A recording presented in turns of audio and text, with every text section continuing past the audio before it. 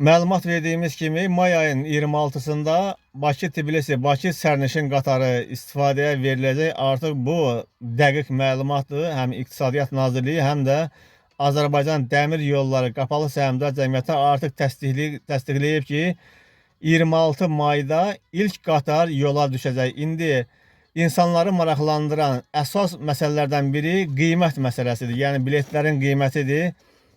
Deməli, yeni məlumat var bununla bağlı.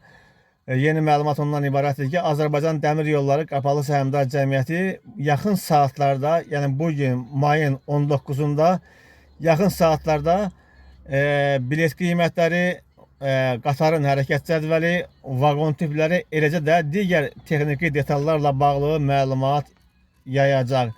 Həmin məlumatı da biz çalışacağıq ki, vaxtında təqdim edək izləyicilərimizə. Bu arada xatırladım ki, hələ 2020-ci ilin mart ayında, yəni Covid-19 pandemiyasının başladığı bir vaxtda, bu qatarların fəaliyyətinin dayandırıldığı vaxtda Bakı sərnişin qatarının bilet qiymətləri, o vaxtki qiymətlər təxmini plaskat, deməli vaqon 25 manat, kupe vaqonu 35 manat, lüks vaqon isə 58 manat idi.